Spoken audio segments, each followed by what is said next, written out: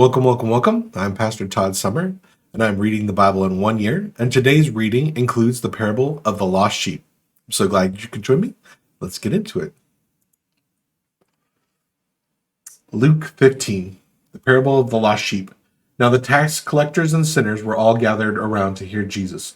But the Pharisees and the teachers of the law muttered, "This man welcomes sinners and eats with them." Then Jesus told the parable. Suppose one of you has 100 sheep and loses one of them.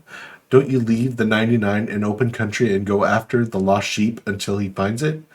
And when he finds it, he joyfully puts it on his shoulders and goes home. Then he calls his friends and neighbors and says, "Rejoice with me, I have found my lost sheep." I tell you, in the same way, there will be more rejoicing in heaven over one sinner who repents than over 99 righteous persons who do not need to repent. The parable of the lost coin.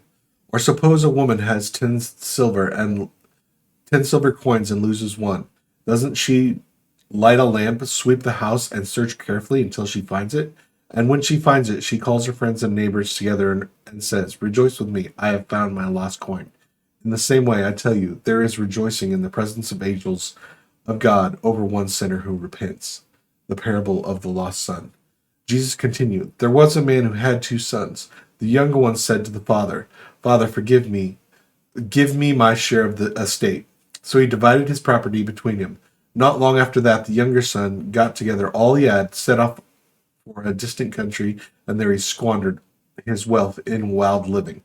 After he had spent everything, there was a severe famine in that whole country, and he began to be in need. So he went and hired himself out to a citizen of that country, who sent him into to his fields to feed pigs.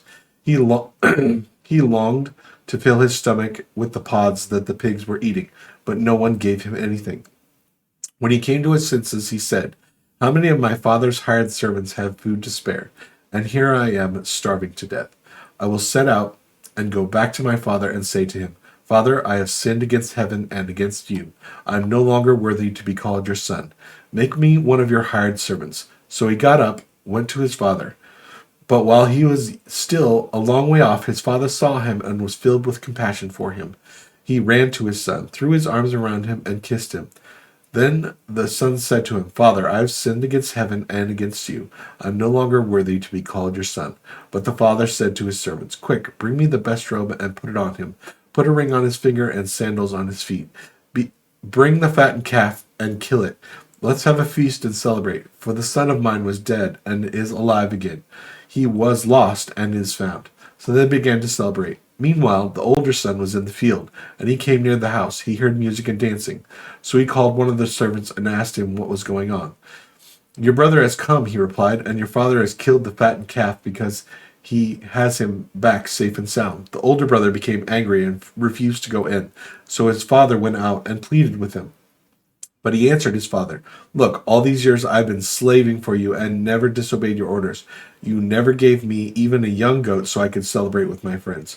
But when this son of yours who squandered your property and with prostitutes come home, you kill the fattened calf for him.'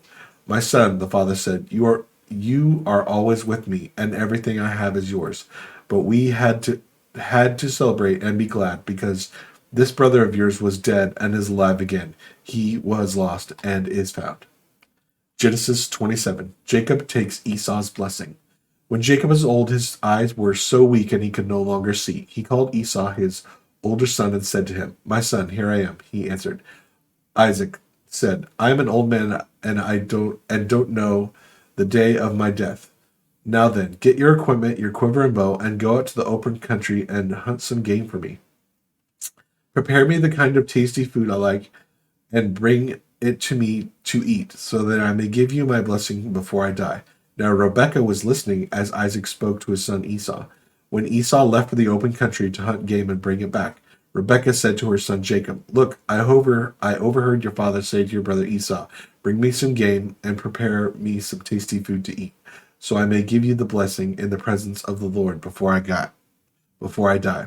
Now, my son, listen carefully and do what I tell you. Go out to the flock and bring me 2 choice young goats, so I can prepare some tasty food for your father, just the way he likes it. Then Take it to your father to eat, so that he may give you his blessing before he dies. Jacob said to Rebekah his mother, But my brother Esau is a hairy man, while I have smooth skin. What if my father touches me? I would appear to be tricking him and would bring down a curse on myself rather than a blessing. His mother said to him, My son, let the curse fall on me.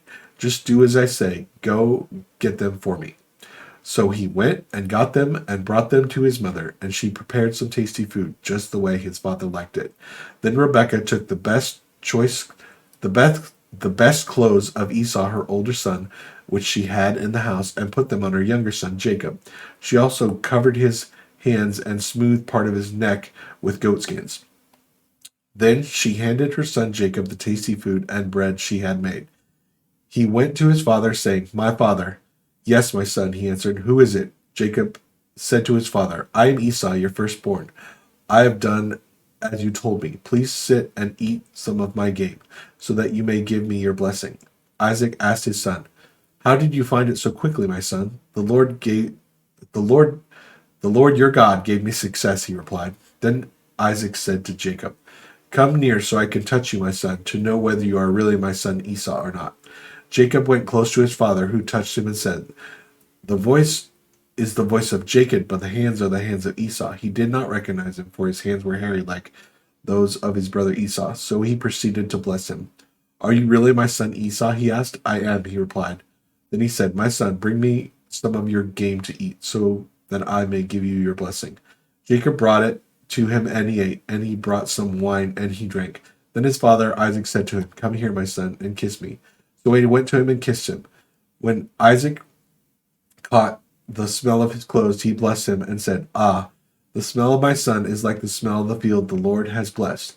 May God give you heaven's dew and the earth's richness, an abundance of grain and new wine. May nations serve you and peoples bow down to you. Be Lord over your brothers, and may the sons of your mother bow down to you. May those who curse you be cursed, and those who bless you be blessed. After Isaac finished blessing him, and Jacob scarcely left his father's presence, his brother Esau came in from hunting. He too prepared some tasty food and brought it to his father. Then he said to him, My father, please sit up and eat some of my game, so that you may give me your blessing. His father Isaac asked him, Who are you? I am your son, he answered, your firstborn, Esau. Isaac trembled violently and said, Who was it then that hunted the game and brought it to me? I ate it before you came, and I blessed him, and indeed he will be blessed. When Esau heard his father's words, he burst out with a loud and bitter cry and said to his father, Bless me too, my father. But he said, Your brother came deceitfully and took your blessing, Esau said. Isn't he rightly named Jacob? This is the second time he has taken advantage of me. He took my birthright, and now he's taken my blessing. Then he asked, Haven't you reserved any blessing for me?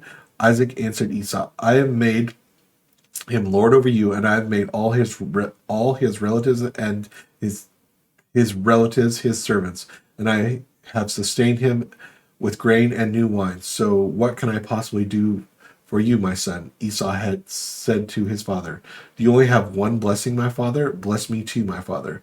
Then Esau wept aloud. His father Isaac answered him, Your dwelling will be away from the earth's richness, away from the dew of the heaven above. You will live by the sword and serve your brother.